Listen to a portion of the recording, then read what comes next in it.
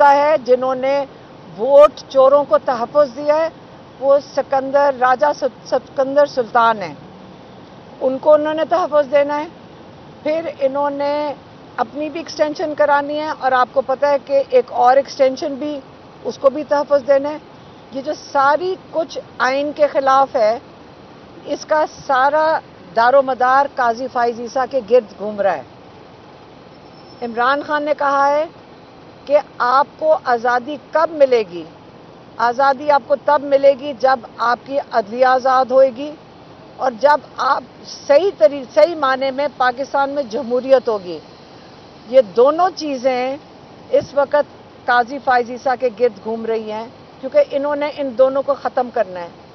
انہوں نے یہ بھی کہا ہے ان لوگوں کو کوئی فرق نہیں پڑتا اگر یہ پاکستان ڈوب جائے، ان کو کوئی فرق نہیں پڑتا اگر آپ کی پوری جو معیشت ہے یہ بھی ڈوب جائے، کیونکہ یہ اگلی جہاز پکڑیں گے اور یہ ملک سے باہر تشریف لے جائیں گے، کیونکہ آپ نے پچھلی تاریخ میں دیکھا ہے پاکستان کی کہ جیسے ہی یہ نوکری سے اترتے ہیں یہ پہلا جہاز پکڑ کے ملک سے باہر چلے جاتے ہیں۔ کیوں؟ کیونکہ ان کا سارا مال اور سارا کچھ باہر ہے، انہوں نے اپنا سیٹ اپ باہر، ان کے بچے بھی باہر چلے جاتے ہیں۔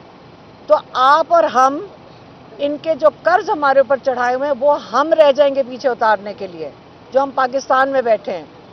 تو اگر ہمیں اپنی صحیح معنوں میں آزادی چاہیے، ہمیں اب اپنے گھروں سے نکلنا ہوگا۔ ہمیں اپنی آزادی کے لیے ان دو جو کیا کہتے ہیں ادارے ہیں جس سے ہماری آزادی کا ہمیں یقینی بنانا ہے، جس سے وہ عدلیہ ہے اور دوسرا ہے ہماری جمہوریت۔ اور اس کے لیے عمران خان نے تحریک کا آغاز کر دیا ہے اور اس تحریک کا جو پہلا دن ہے وہ کل ہے اور وہ پنڈی سے شروع ہوگا، لیاقت باغ سے شروع ہوگا، کیونکہ انہوں نے بالکل اجازت نہیں دینی۔ آپ کو پتہ ہے کہ پچھلا پورا سال عمران خان کے کہنے پہ آپ انتظار کرتے رہے کہ حکومت این او سی دے دے گی، پھر ہم جلسہ کریں گے۔ انہوں نے اس چیز کا تماشا بنا دیا۔ انہوں نے ہر مویشی منڈی میں آپ کو اجازت دی شہر کے باہر، اور مویشی منڈی میں اس لیے اجازت دی کیونکہ یہی آپ کے بارے میں ان کا خیال ہے کہ آپ اسی قابل ہیں کہ آپ پاکستان کے مویشی ہیں اور آپ کو مویشیوں کے ساتھ یا مویشیوں کی جگہ آپ کو جمع کیا۔ پھر یہ چاہ رہے تھے کہ مویشی منڈی میں دے دیں۔ خان صاحب نے کہا، کیونکہ انہی کے مشورے پہ مویشی منڈی ڈال دیا انہوں نے درخواست میں۔ خان صاحب نے کہا بالکل نہیں، آپ سارے جائیں گے لیاقت باغ، یہ ہمارا آئینی حق ہے، آپ کو آئینی اپنا حق استعمال کرنے کے لیے کوئی نہیں روک سکتا۔